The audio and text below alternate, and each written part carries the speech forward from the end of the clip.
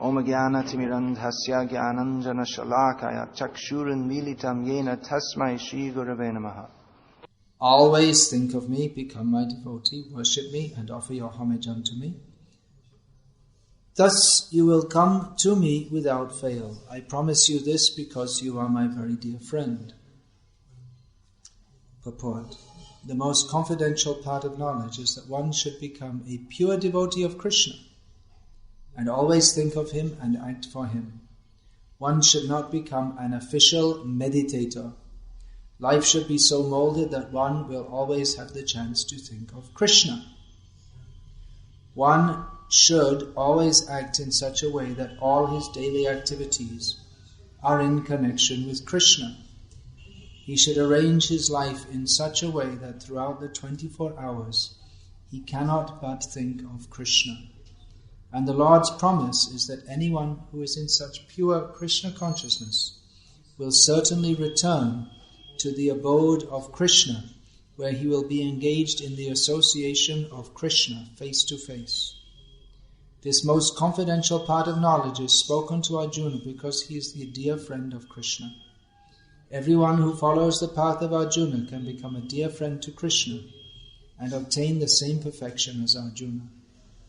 These words stress that one should concentrate his mind upon Krishna, the very form with two hands carrying a flute, the bluish boy with a beautiful face and peacock feathers in his hair. There are descriptions of Krishna found in the Brahma Samhita and other literatures. One should fix his mind on the original form of Godhead, Krishna. One should not even divert his attention to other forms of the Lord. The Lord has multi-forms as Vishnu, Narayana, Rama, Varaha, etc. But a devotee should concentrate his mind on the form that was present before Arjuna. Concentration of the mind on the form of Krishna constitutes the most confidential part of knowledge, and this is disclosed to Arjuna because Arjuna is the most dear friend of Krishna's. It is very clear from this verse that the message of Bhagavad-gita, the core message of Bhagavad-gita is that one should have pure devotion for Krishna. One should be a pure devotee of Krishna. It's very clear to us because Srila Prabhupada made it clear. Otherwise, it wouldn't be so clear. It's clear what Krishna said. Krishna knew what he was saying and Arjuna understood it, and then after that, more or less, everyone misunderstood it, apart from the Vaishnava Acharyas. I remember reading an edition of Bhagavad-gita without any comments, an English translation, before I read Prabhupada's books. And read all the way through, and I hadn't got the faintest idea what about it's all about. But just at the end, the person put his only comment of the book, "May Lord Shri Krishna bless you." I thought, well, that's very nice. But I couldn't understand anything about it, because the person who was translating it didn't understand anything about it, it would seem. So Prabhupada has very kindly revealed to us that pure devotion to Krishna is the essence of everything. There's nothing beyond this. So, this is what Krishna consciousness is all about. It means pure devotion. Always thinking of Krishna, being his devotee, being naturally inclined to bow down before him and worship him in all respects. So we want to have pure devotion. And Bhaktistu Bhagavad Bhakta Sangena Parijayate. Bhakti comes about by association with pure devotees. Sadhu Sangha Sava Shastre Koi Lava Matra Sadhu Sangha Sarva Siddhi Hoi. Even by very brief association with a pure devotee, one can achieve all perfection. So in bhakti, pure devotion is attractive. Actually, I say bhakti means pure devotion. There are so many attractions maybe there. Joining the Hare Krishna movement, there may be attractions of big buildings and nice food and opportunity to travel all over the world, maybe. But the real attraction, the essence, is pure devotion to Krishna. Now, what is that pure devotion?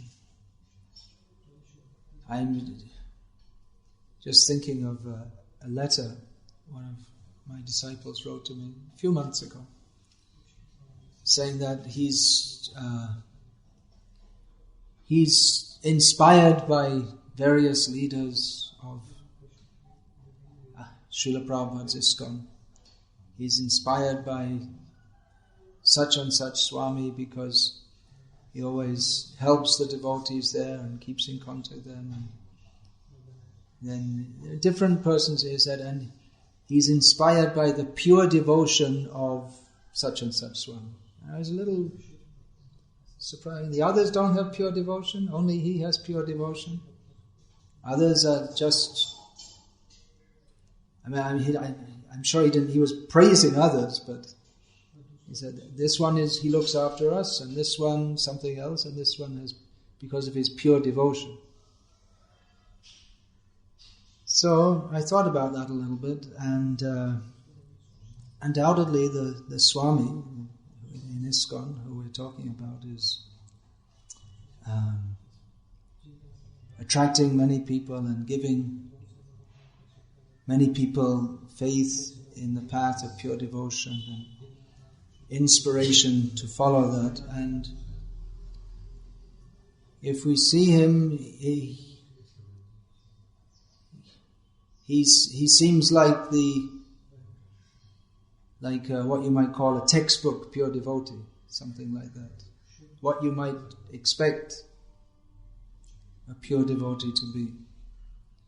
That most of the time, and if you see any photo, or especially when he's leading kirtan or giving a class, he has a look of great absorption on his face, and when he speaks and gives lectures, and when he sings in kirtan, there's a lot of feeling is there, and he's famous for speaking for hours, non-stop, regularly on the pastimes of the Lord and his devotees. And he's always preaching about humility and good behavior, and he epitomizes that. And he has many followers who are well known for their good behavior, and many disciples who are themselves becoming well known for their good behavior and their preaching of Krishna consciousness and being sadhus. He's what you might call a real sadhu. So many people are attracted to that pure devotion. And he sings so many bhajans, Vaishnava bhajans, like this, very much attached to Vrindavan Dham. So, this pure devotion. But I'm just wondering, is that now the standard by which we have to measure pure devotee? Everyone, as much as we're like that, one is to be considered a pure devotee. And if Prabhupada came now, would he be considered less of a pure devotee because he's not like that so much? Is someone who doesn't speak for hours on the pastimes of the Lord, but might generally speak on more basic topics, does that mean they're less of a pure devotee?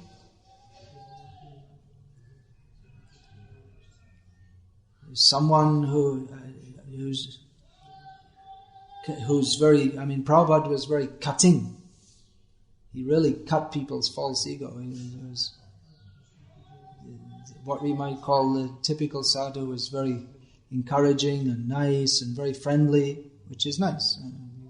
We like people to be nice. And Prabhupada also, of course, he was nice, but quite often his niceness was in being extremely heavy, and he was very heavy on pretty much everything, on Mayavadis, on not cleaning the floor properly and everything. Prabhupada was very strong. So is that less of pure devotion? If someone tries to emulate Prabhupada or follow that example, is that also not pure devotion? The point I'm making here is that what is the standard of pure devotion? How do we define that? There are so many pure devotees in the history of India. Mirabai is considered a pure devotee, although I have my doubts because her songs are all about me and Krishna. There's nothing about how we'll serve the devotees and Radha Krishna together. It's Krishna I will enjoy with Krishna. So it's more like Chandravali Bhav than the Rupanuga Bhav. And people in India, even they think Kabir is a great devotee, even though he's a great offender. Kabir. You're living in North India, you never heard of Kabir. Well, you're lucky. He's said to be something like a Ramanandi. And Ramanandis, they're also thought to be pure devotees or devotees, but these are ancient or old times. So Ramanandis, they're all, they chant Ram Nam over and over. And they're also often very well behaved and this and that. But ultimately they're Mayavadis.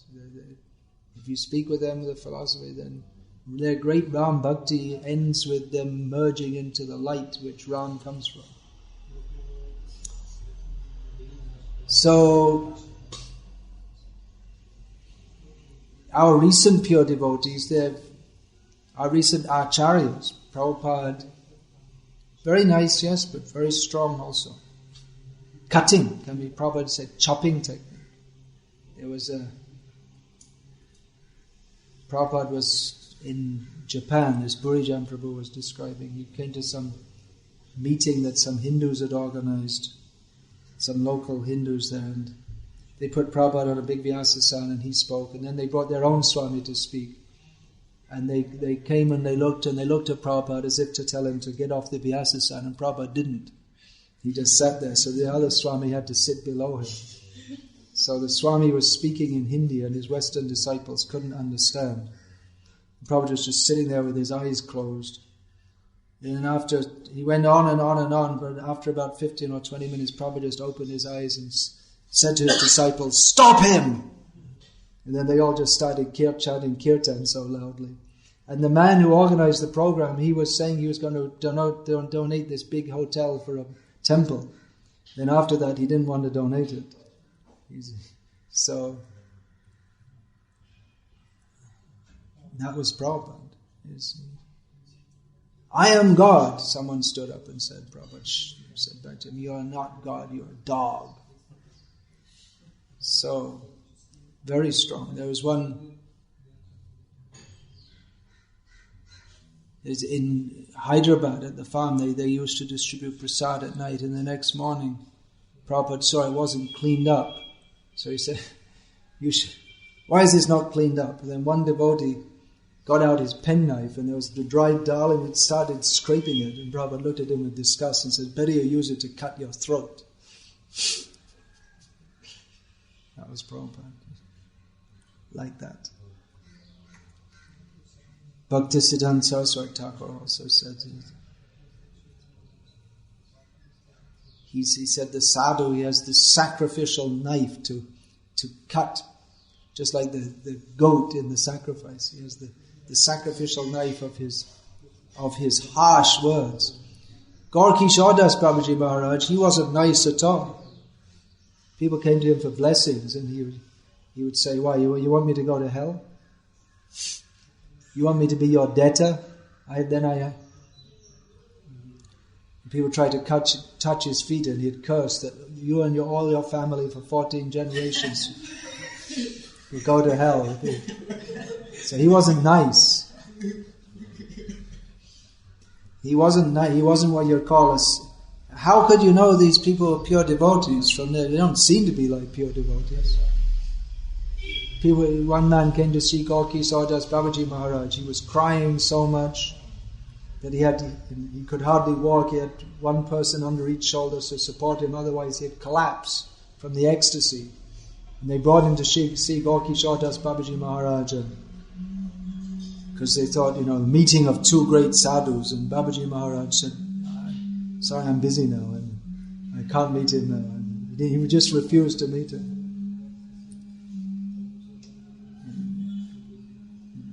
Bhaktisiddhanta Saraswati Thakur told about Gorky Shortas Babaji Maharaj.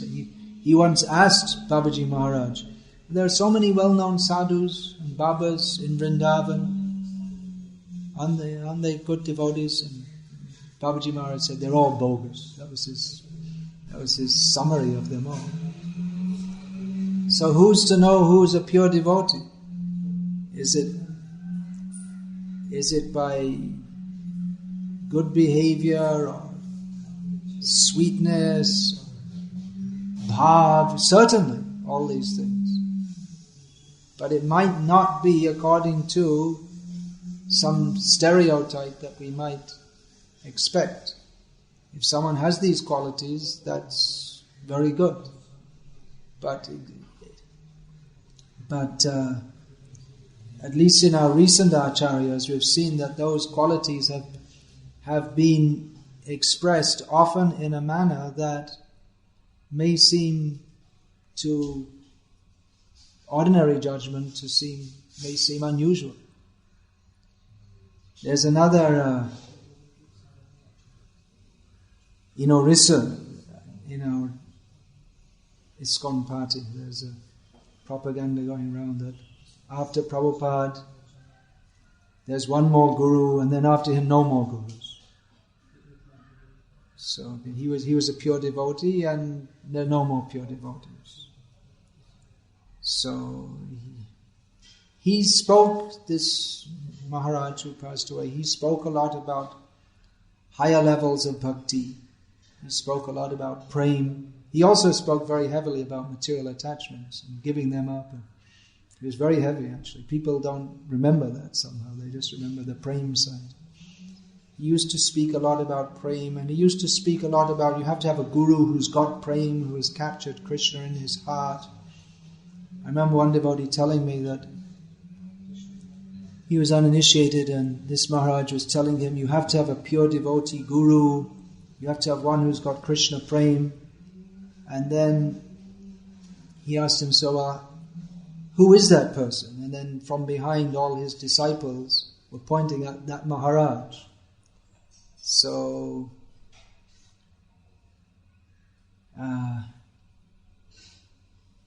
it seemed like, that you have to go to someone who's got prema, and I've got prema, or something like that. At least it was taken like that.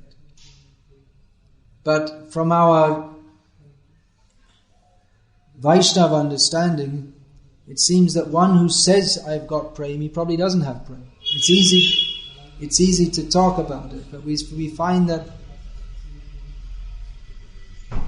Prabhupada, and especially I'm seeing about Bhaktisiddhanta Saraswati Thakur, he didn't speak so much about prema and how you have to get prema, as he emphasized on the service attitude and the surrender, which is the basis of prema, without which there's no prema. And if you imbibe that service mood and surrendered attitude, then automatically prema will develop from that. And without that, you can talk about prema all day and night, and there'll never be any prema.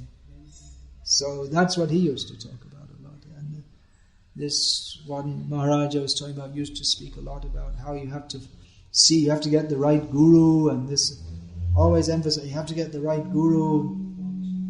So I suppose it's natural that his disciples, now that he's passed away, say there are no other gurus in ISKCON. But I would think that it's better to emphasize on how you yourself should be sincere, and then Krishna will look after you. That's the process, isn't it? Brahmanda brahmite kono bhagyavanji Guru Krishna prasade pai bhakti lata. You get it. If you're fortunate enough, then by the mercy of Guru and Krishna, you get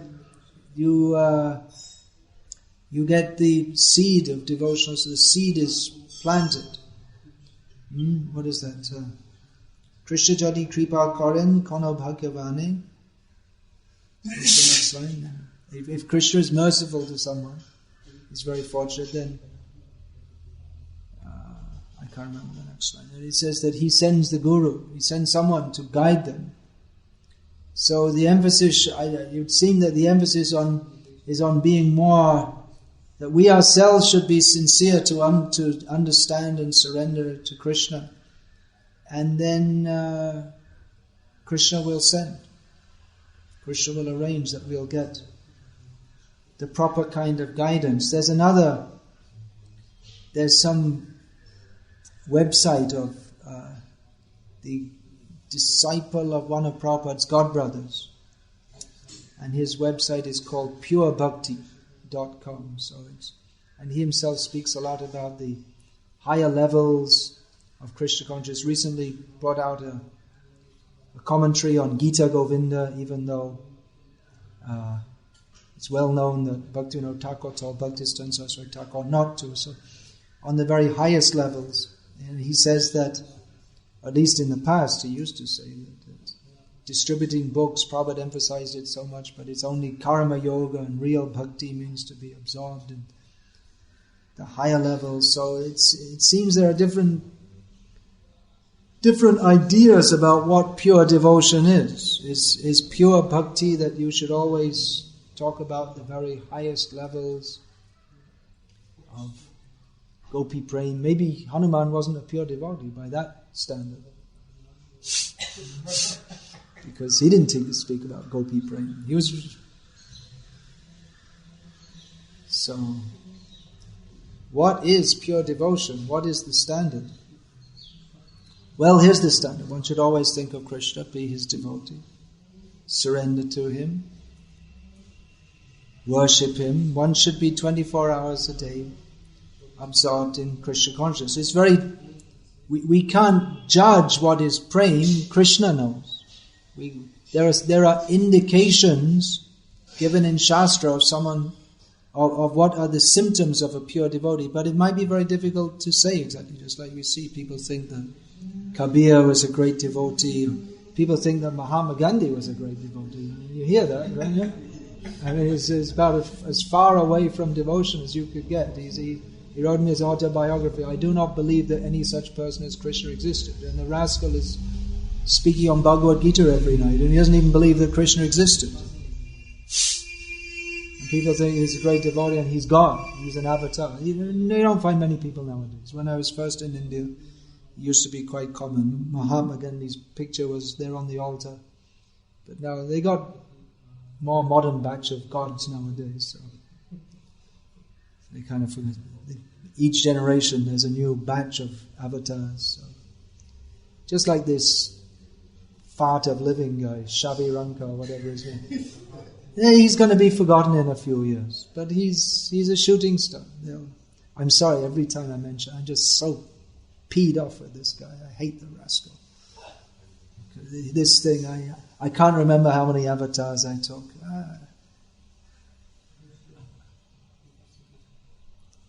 I can suggest a good use of a bullet, if anyone. Anyway, such a rascal. There are so many of them. But anyway, just like you were saying, you were pointing out there's some rascal Mayavadi. He died recently in Tamil Nadu. But there are so many. He'll go and there'll be some more. There are so many. People want to be cheated, so there are so many cheaters. So, what is the standard? How are we to understand? Well, a pure devotee, what is the center of pure devotion? Well, the siddhanta should be correct. And the behavior. One should speak according to Shastra and act according to Shastra. These are the basic requirements. If one is not doing that, then certainly one is nowhere even approaching pure devotion. That's how we can say with surety that Mahatma Gandhi wasn't a pure devotee. It may be more difficult when you get to those who are doing and saying many of the things that our acharyas do, just like Bhaktisiddhanta Saraswati Thakur, Bhaktivinoda Thakur. They rejected so many Babajis and caste Goswamis. In many ways their Siddhanta may have been correct, and in many cases even their behavior may have been according to Shastra, but they had some misconceptions, just like only a Brahmana can be a guru, or they were giving this Siddha Pranali, the meditation. Someone would walk up to them and just spit the pan out of his mouth and then go for initiation, and they would tell him, well, you are such and such a gopi, and it's ridiculous. So, but in many ways they're very close to the standard, or they believe that they're following Chaitanya Mahaprabhu. So we follow our Mahajans, Mahajano Yena Gata Sapanta, not dogmatically. Not dogmatically means that they didn't just say, well, I'm a pure devotee and you should follow me. But they spoke the philosophy so that we could understand it, and that they acted on this platform themselves and showed this is the way to be a pure devotee. Prabhupada used to say, just do as I am doing. So what is the standard of pure devotion? Well, there are many pure devotees, and not everyone's the same. But basically they should speak according to Siddhanta, they should act according to Shastra, and a pure devotion means one doesn't just, well, there are levels of pure devotion, but in its essence, or pure devotion means that one doesn't just speak according to Siddhanta or act according to Siddhanta, but one should of course be very sincere, not act in such a way to cheat others, to get a reputation of being a pure devotee. That's also possible. But one should actually have captured Krishna within one's heart. One should be a pure devotee in that sense. But then, again, who's to say? Prabhupada, he was very guarded. And he didn't he didn't reveal what his Siddha Swarup was. And even if people asked him, he became angry and wouldn't tell. And he was very reserved about speaking of very higher levels of bhakti, which he did, and he wrote about it, but he was very reserved in his presentation of it. Does that mean, are we to presume that he's actually not on such a high level of pure devotion? Well, you can think everyone's welcome to think what they like. It's a free world. Krishna's given us our marginal independence. Personally, I feel very safe with accepting Srila Prabhupada as my role model, the one whose example I would like to follow, with the faith that if we simply try to act in the manner that Prabhupada has prescribed for us. And again, it's not stereotyped. It's not that everyone just becomes a robot. But if we do that, then certainly Krishna will be merciful to us. Krishna will deliver us.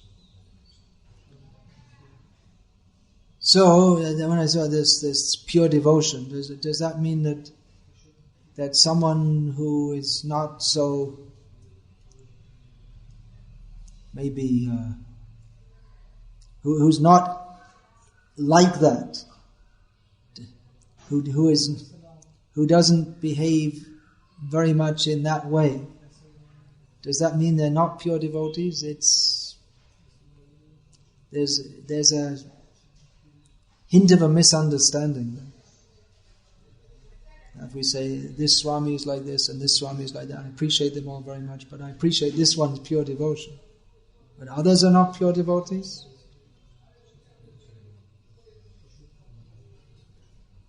It's interesting though, because it shows that the principle of parampara is always there. That we we tend to form our concepts according to our association. That's why they say that, there's this Ritvic theory that, let's go back to Orissa first of all. I mean, this idea that there's no guru, after Prabhupada there's one guru and then no more. And that theory is most prominent in Orissa. Why? Because that's where most of his followers are, and they preach that. And if you didn't hear that, you wouldn't think like that. So actually they're becoming gurus by saying like that, because they're giving their understanding. So they're giving a unique teaching, so in that which you won't find anywhere else. Even the followers of that one whose website is purebhakti.com, even though that guru from Orissa said that, he again and again said everyone should stay in ISKCON, but most of his followers went over to purebhakti.com, who said that so-and-so Swami merged into me. And people believe that. So, I don't believe it. I mean, what does it mean anyway? But there's a lot of hype. Hype is a modern English term for hyperbole. It means advertisement. That someone is advertised. This is like this and this is like that. And he's so great and he's so wonderful. And he is the only way and the truth and the light, and no one goes to God but through him.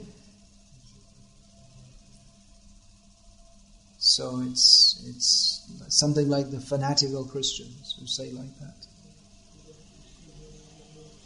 Now again, this principle of parampara, that we tend to accept Krishna consciousness and our concepts of it according to our association.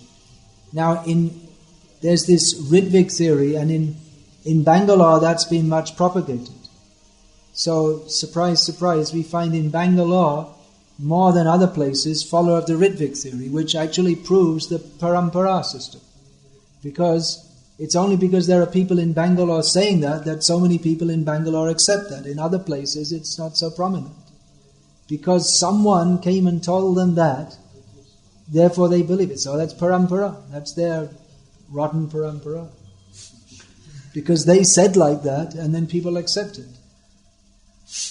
So it works by association. We tend to believe what we are presented with by living people. They say there's no guru after Prabhupada. He is the living guru. No one else is a living guru. But they are living gurus to their followers. And people believe what they say. So how are we to navigate our way through all of this? Well, we can see what Krishnadas Kaviraj Goswami says. Siddhanta bolya chitte na karaha alash, eha hoite Krishna lage surya manash. Do not be lazy in trying to understand Siddhanta, what is the actual conclusion according to Shastra. For by doing so, one's mind becomes very strongly attached to Krishna, by Siddhanta. Siddhanta, as Bhaktisiddhanta Saraswati Thakur rephrased this, Siddhanta alaschan anartha tocharana. One who is lazy in the matter of understanding Siddhanta, they cannot give up anarthas. They cannot cross beyond the primary stage of Krishna consciousness. They cannot give up their material attachments. So we find that our acharyas, they're very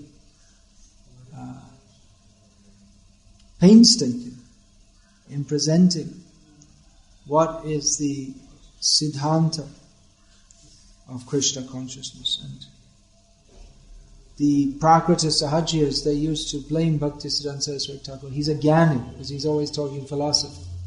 He's not a pure devotee, he's not always speaking about intimate leelas, and he doesn't collapse and faint and cry and wobble.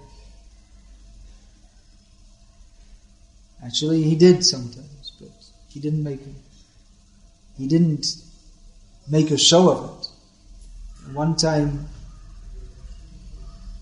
in his room, he was, just with a few devotees and a few guests there also, outside people. And suddenly he was talking philosophy, and all of a sudden his mind went towards some thought of Radharani, and he became overwhelmed with emotion and collapsed. And then he just went into his room, and he came back after some time and apologized.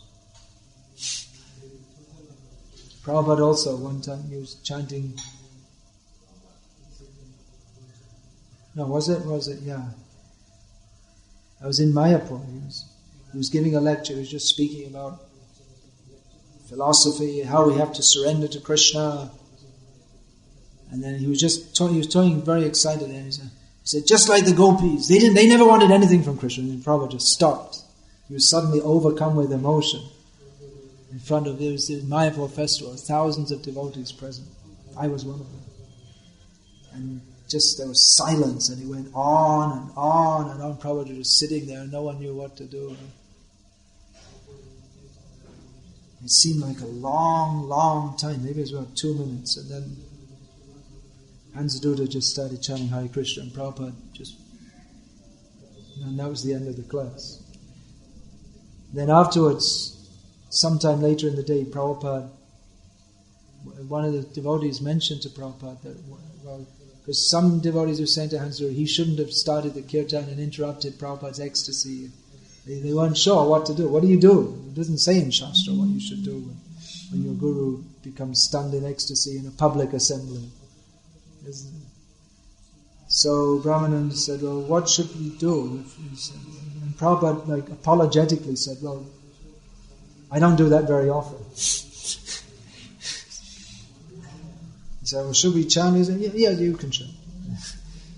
So he didn't want to discuss it.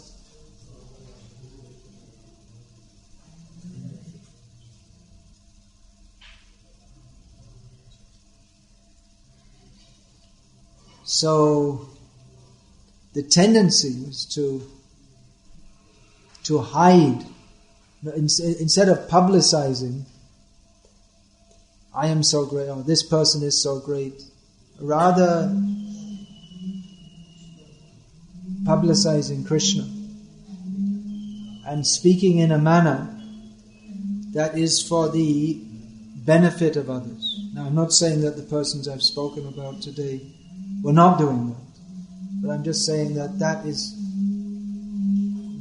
what we take to be pure devotion is not necessarily the only standard of pure devotion. I mean, there is another standard where out of pure devotion for Krishna, the great devotees, they may speak on what appears to be a very basic philosophy for the benefit of those who are hearing.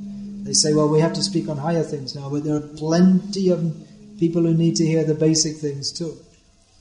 And even those who are eligible to hear the higher things, actually, if it should be discussed privately. It's not meant for discussing publicly. So basically, if we speak the same way that Prabhupada did, that we can understand that, or on the level that he did in our basic classes, that will be beneficial for the world. That's not any less. That's not intrinsically any less pure devotion than speaking on so many other topics,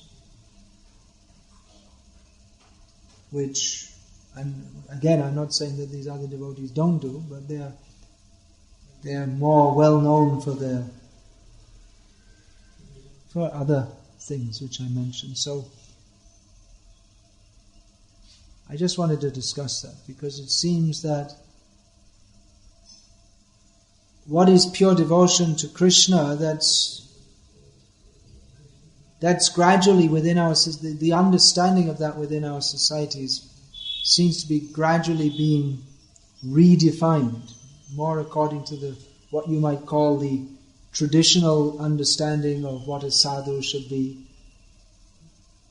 Very soft, very gentle, and talking about leelas a lot and this and that, which, if someone's doing that, that's very nice, but it's not necessarily the standard.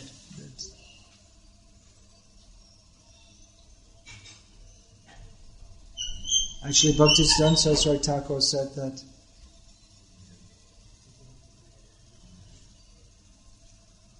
the negative method is more, in a controversial age like Kali Yuga, the negative method of presenting the truth is more effective than the positive method.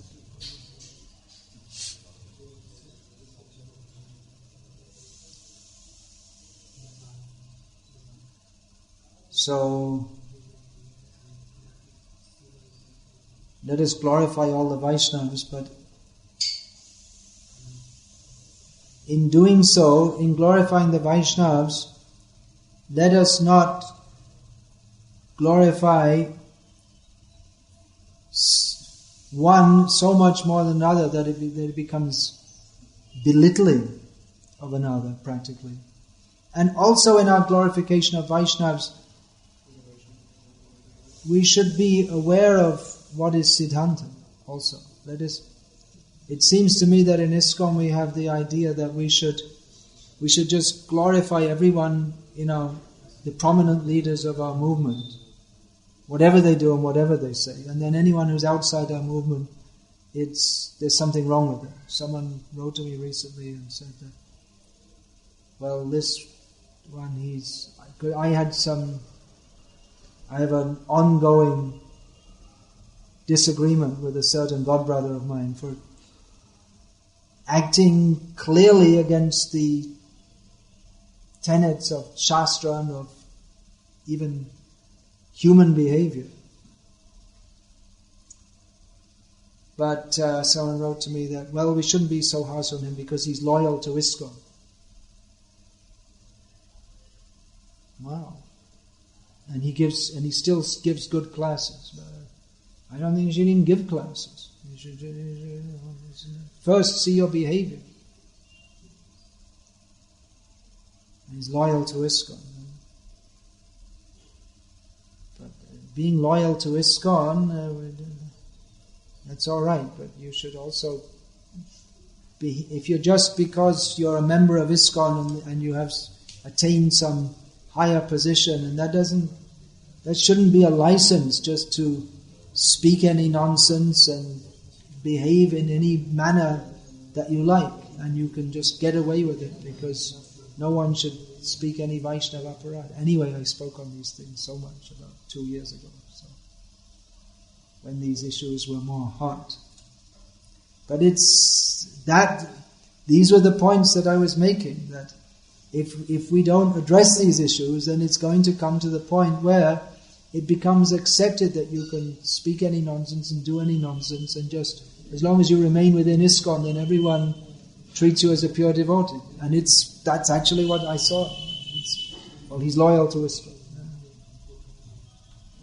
That's the qualification. But that's according to Shastra, that's not the qualification. One has to speak according to Siddhanta and act according to Sadachara as given in Shastra.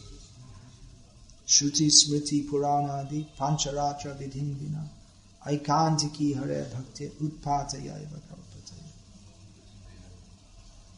What's the meaning of that verse? Do you know? Anyone know? Shruti Smriti Purana Adi Pancharatra Vidhin Vina Aikantiki Hare Bhakti Utpataya Eva Kalpataya. You can say? Bhakti is like only according to Vedas, Puranas, Mahabharata. That kind of Bhakti doesn't disturbance in the society. Yeah. so-called bhakti that is executed without following the Shastra is not actually bhakti, it's just a disturbance in society. Okay, any question about this? Yeah, alright. Go ahead. Guru Maharaj, we read in Nectar of Devotion that Bhakti has two levels, one is sadhana Bhakti and raganuga Bhakti. Yeah, Vaidhi sadhana Bhakti and raganuga Bhakti, raganuga sadhana is also the... And we see that how to understand it in our practical life in this one. Do we practice this raganuga Bhakti? Do we practice raganuga Bhakti? Well, everything in ISKCON is meant to be raganuga. There should be... Raganuga means we're... Actually, you should... If someone is developing to the higher sentiments, others shouldn't be able to see that, because life should go on as normal. It's an internal thing, it's not an external thing. It's not that you suddenly start announcing to everyone, well, I'm running in the fields with Krishna and Radha. It's an internal thing. And that arises automatically by chanting the holy names. Iha hoite sarva siddhi hoive shava. By chanting, one becomes, by offenseless chanting, one gradually, and hearing those desires, or that awakens within the heart. So there's no real need to make a big issue of it, actually, because it springs automatically by the mercy of the holy name. And then when one is ready for that, then one will receive instructions accordingly. That arrangement will be there for that also. There's no need to... No, not only is there no need, but it's a mistake to think, now I have to endeavor for raganuga bhakti.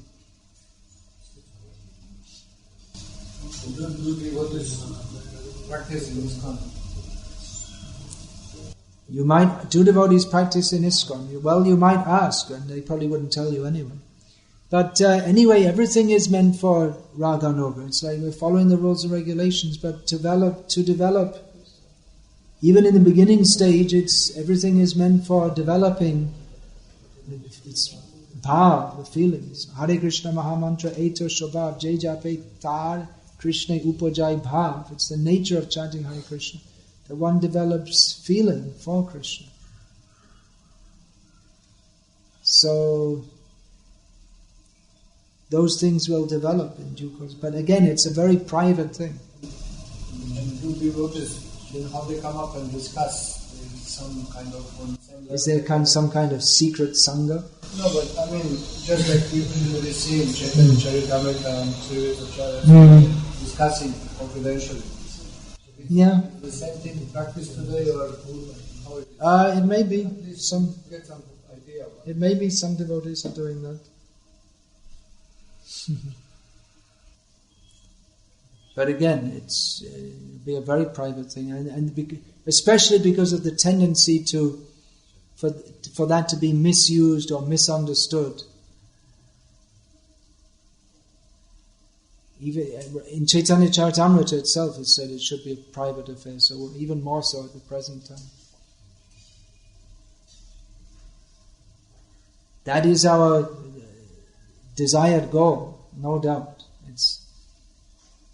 But to be approached very carefully. Not at all artificial, never artificial. Artificially it won't work. What were you going to say? I'm just wondering, how do we accommodate like devotees with the idea of pure devotee? I mean, having the idea, like you were mentioning Mirabai or someone else, or even do we accommodate? Why? So, I mean, someone might appear like come to ISKCON and after some time develop attraction towards such things or something. So we don't... Not if they're hearing properly. Usually they come with that. People come with that, and then you have to hammer it out. It may be, in the West there was someone who wanted to chant Hanuman Chalisa, which they come in contact with what we could say the broader Hindu culture. How do we deal with it? We give them Bhagavad-gita as it is. It's a good book. I remember there was it some Bhaktin from South Africa wrote to Jayadvaita Swami, asked for his blessing so she could develop her love for Radharani. He wrote back and said, read Bhagavad-gita as it is 20 times.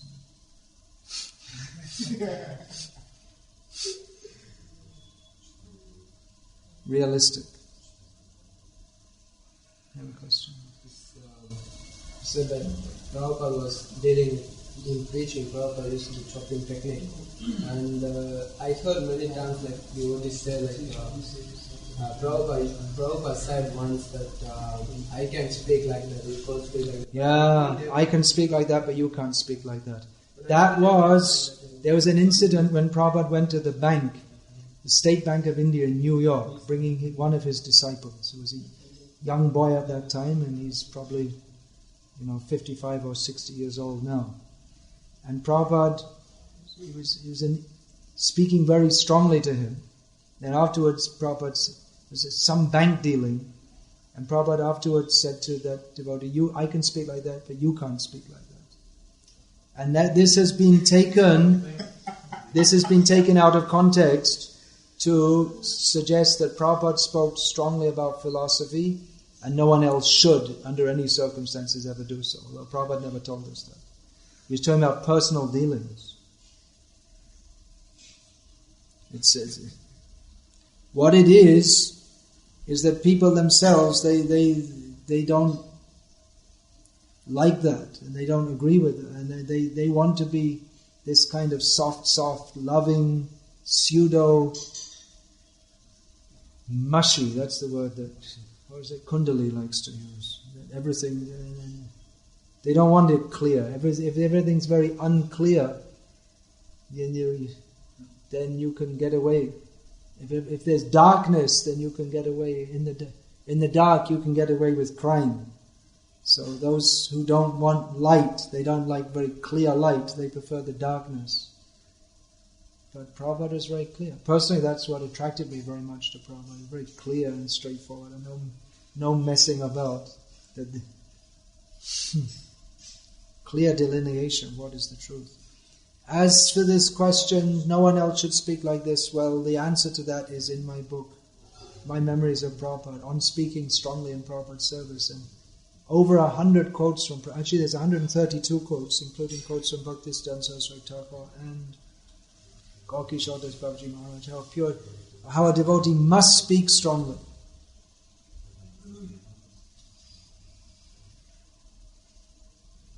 If we don't speak strongly, then we won't be convinced. If we don't state the fact, then we're stating the non-fact. Then what's the use? There's also consideration of time, place, and circumstance. In the words of Bhaktisiddhanta Saraswati Thakur, that the truth should be spoken in the least equivocal manner, that means in the most straightforward manner, without consideration of time, place, or circumstance.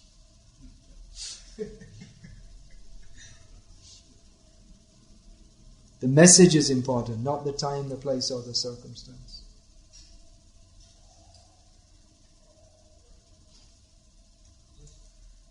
The process of Siddha Pranali, it's chanting Hare Krishna, Krishna Krishna, Hare Hare. Hare Rama, Rama Rama, Hare Hare. This is Siddha Pranali. Chaitanya Mahaprabhu, after saying this, said, Kahilam e mahamantra iha japagiye sabe kariyane banda iha hoite sarva siddhi hoibe shobha. Everyone can get perfection by chanting this Hare Krishna mantra. Later, after the disappearance of Chaitanya Mahaprabhu, some accepted Gauriya Vaishnava Acharyas introduced the process of smara, by remembering the past. But that as Bhaktisiddhanta Saraswati Thakur explained, that what is that? Kirtan prabhave smarana hoibe. By the strength that one gets from chanting, then smaran, or remembrance of the pastimes of Krishna, will come automatically. And that there's a lot in my upcoming book about this. While one is still infected with material desire, if one tries to artificially meditate on the intimate pastimes of Radha Krishna, it'll just be some mental concoction. That won't be Radha Krishna Lila. How much we emphasize chanting of Gayatri? We chant, but we don't understand much, basically. It's over our head. It's Gayatri mantra very good. The depths of it? Well, we have the Brahma Gayatri, and then we have the Guru Mantra, Guru Gayatri, Gaur Mantra, Gaur Gayatri, and Gopal Mantra, and Kama Gayatri. Well, that is our, Well, that leads to our prayojan, Gopal Mantra. Krishna, Govinda, Gopijana Vallabh means Madan Mohan, Sambandha, Adidevata. Govinda is the Abhideya, Abhidevata, and then Gopijana Vallabha is Gopinath. So this way they lead us.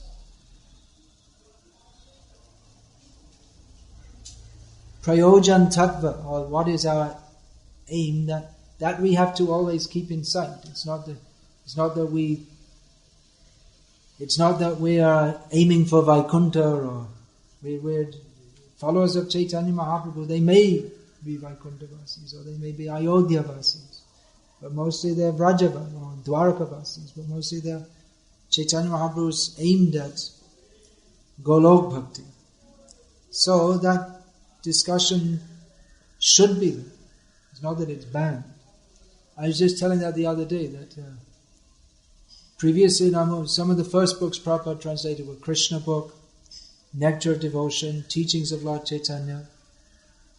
And when I joined, discussion of topics, all the different sanchari bhavs, this was quite common in the classes. I remember, especially in London, the temple president, he mostly used to speak from Teachings of Lord Chaitanya about all this. It was quite common. But I think what happened after this, the Chaitanya Charitamrita came out, and then there was this Gopi Bhava club in Los Angeles, and Prabhupada he spoke so strongly about don't try to go up to a level that you're not fit for, and then after that, maybe there was, I don't really know what happened, because I came out to India shortly after that. But it seems that we became more cautious about all these things, and nowadays we're gradually, for the last many years, we've been opening up more to it. So it's definitely not that these things are banned. We should discuss these things. How to do so? In the words of Bhaktisiddhanta Saraswati Thakur again, that Pujala Raga Pata, we should worship the Raga Pata. We should, instead of jumping into the Ras Leela and here I am, folks, but rather we should worship that path. And also understanding that Chaitanya Mahaprabhu is Radha Krishna. And that by serving Chaitanya Mahaprabhu's mission, that will automatically lead to what Anarpita Chiring Chirat Karunya Avatirno Kalo Samapyata Unatajvala Rasa Svabhakti Shri. By serving Chaitanya Mahaprabhu within his mission, by attempting to help his servants to fulfill his manobhishta, his heart's desire of spreading Krishna consciousness throughout the world, then the result of that will be, as Prabodhananda Saraswati says in his Chaitanya Chandramritam, which will be a very good book to translate in all the Indian languages and distribute widely, by the way. When we get there, many things to do, that's one thing. Anyway, he says, Yata yata gaura padara vinde vindeta bhaktin krita punya rashi tata tatot sarpati hridya kasma Radhapadam Bhoja Sudhena Rashi. That when Yata Gaurapada Vindeta Bhakti and Krita, more or less it means that by development of bhakti for Chaitanya Mahaprabhu's lotus feet, then automatically the bhakti for Radha floods one's own heart. So it's a natural progression. Again, Bhaktisiddhanta Saraswati Thakur very much emphasized this, that it's a natural progression. And Prabhupada said the same thing. You don't have to worry about it. It'll automatically develop. You go on with your service and automatically all these things will develop. He's chanting, discussing also. We have the books, Bhakti Rasamrita Sindhu, teachings of Lord Chaitanya. We can discuss all these things.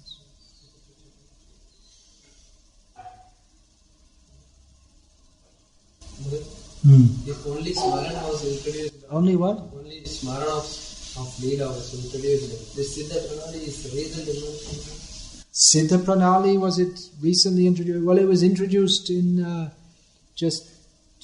we could say 2 generations after Chaitanya Mahaprabhu. That was introduced by Dhyan Chandra Goswami. So he wrote a padati, or system for meditation. Well, actually, Krishnadas Kaviraj Goswami. Most famous is Krishnadas Kaviraj. Well, he wrote Krishnadas Kaviraj Goswami wrote Govinda Lilamrita, which described the 8-fold pastimes of Radha and Krishna. And then Dhyana Chandra Goswami, he wrote the Radha Krishna Dhyan Padati, something like that. The process of meditating on that. So, Bhaktisiddhanta Saraswati Thakur pointed out that all processes are namadhin. They're all dependent on chanting the holy names. You just can't sit down and meditate. You have to chant the holy names and serve the holy names. Otherwise it's not going to work. But he also, he didn't instruct him. He may have, there appears to be some indications that he may have instructed some of his disciples in some of these processes. But again, if he did so, it was very circumspect, or he didn't. It wasn't a matter for public discussion. The problem is that as soon as you tell, then everyone wants. Oh, just like Prabhupada used to give sannyas, and everyone, give me sannyas, I want sannyas. Not thinking of what is their qualification. So then everyone wants. It's just like people come, I want initiation, I'm qualified. Yes, people come and they're pushing. And generally whoever pushes, I want initiation, immediately, yes, they're the ones who leave the soonest. So, it's a flowing down process. The mercy flows down. We can't push ourselves up to that.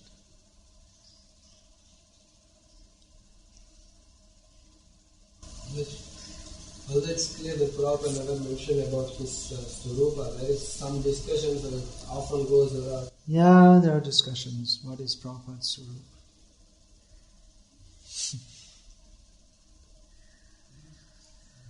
Some say he's a manjari, some say he's a cowherd boy. Prabhupada said, that is not your business. Prithu, Prabhu asked him, Prabhupada very strongly said, that is not your business. You think it would be, but Prabhupada didn't want, he was very strongly against answering that. Why? I don't know. No one would dare to ask him. After that response.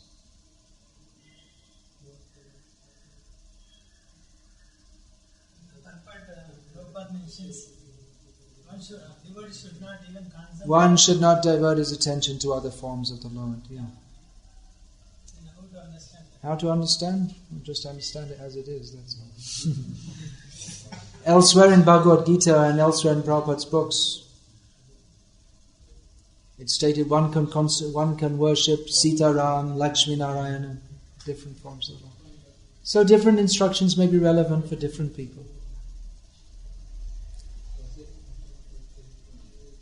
That's all. Not every instruction is meant for everyone.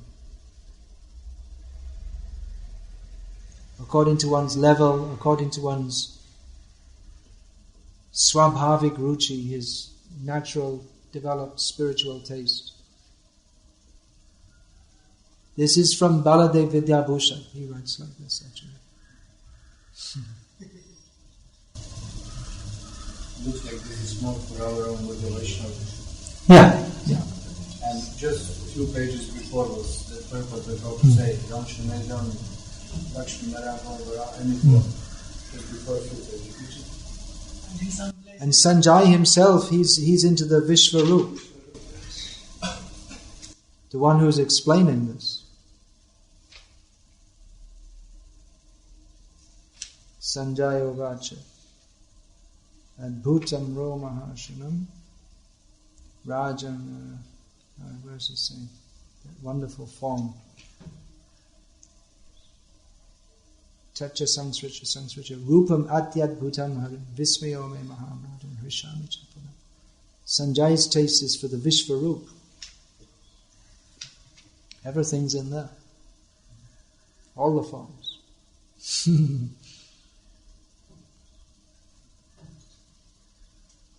Prabhupada wanted people to be Krishna conscious. He installed forms of Sita Ram, also mostly Radha Krishna. He also installed Krishna Balaram. He installed Gaunitai. He wanted that people somehow take to, in some way or other, take to Krishna consciousness.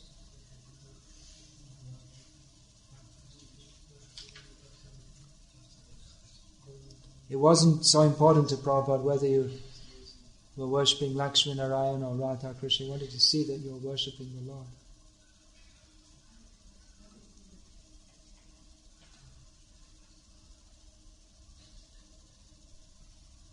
Lots of questions this morning. The Russian devotees are all devotees of Radha Krishna. There's no... they're all in Madhurya Ras.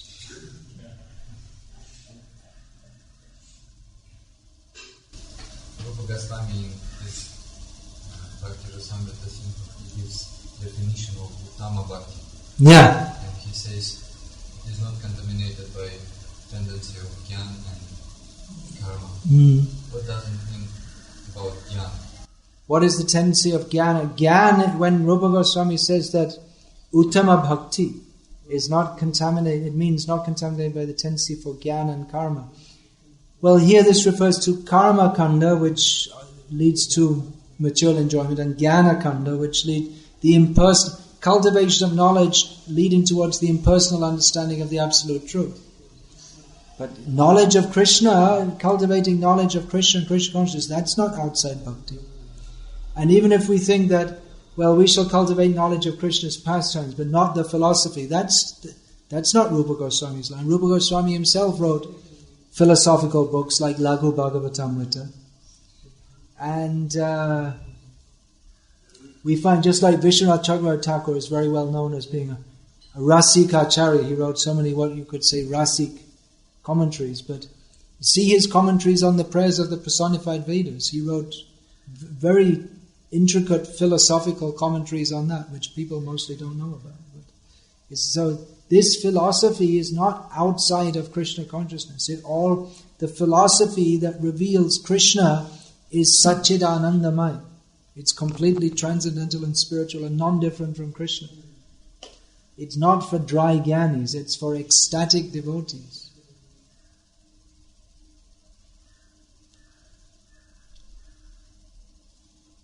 Arasagya kak chushe jnana nimba phale. Rasagya kokil kai premamra mukul. Those those who have no ras, those who are not aware of ras, they're like crows who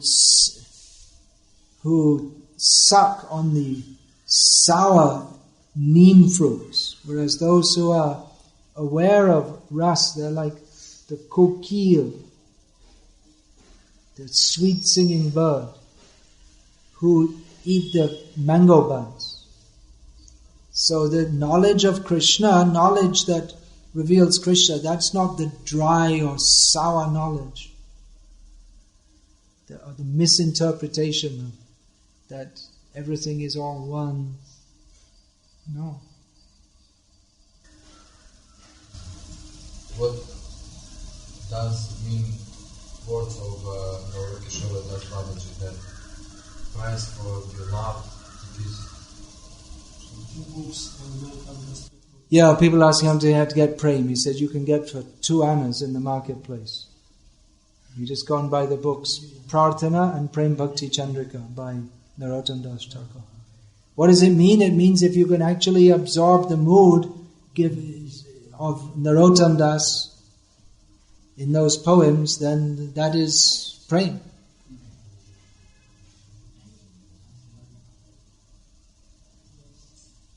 Another incident from another Babaji, that Vangshidas Babaji, then someone, he was down at the river, down at the Ganga, and someone is singing some songs from Narottam, and Narottam Das, he said, well, you're just singing, but you're singing the song very nicely, very sweet tune, but what the words in your mouth and the feeling in the heart are not the same.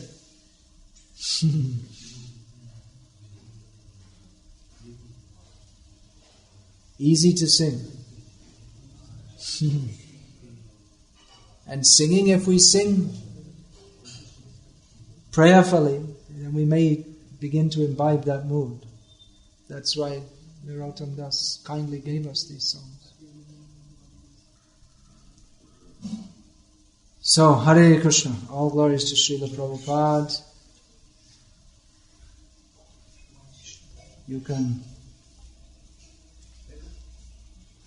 One thing, there's all this propaganda, Prabhupada, he wasn't so great and all this, but Prabhupada's delivering many people back to Godhead. Many devotees have left their bodies, and from the circumstances, it appears they've gone back to Godhead by Prabhupada's mercy. So, you can say whatever they like, but Prabhupada delivers the goods. Delivers the goods means he's actually does. He sends people to Krishna. So, others, maybe, I don't know. That book was written by Mula Prakriti Dasi, our family or something like that. What was it called? Srila Prabhupada, a friend to all. Then she was passing away in Vrindavan. And she came to Krishna Balaram temple. She was big book distributor for many years, and then she and her husband joined Narayan Maharaj's camp. And then when she had to die, she came back to Krishna Balaram temple.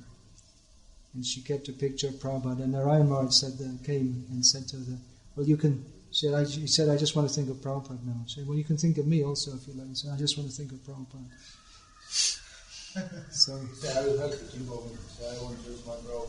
Yeah. So at the end, it might be, at the end, where are you going to put your money?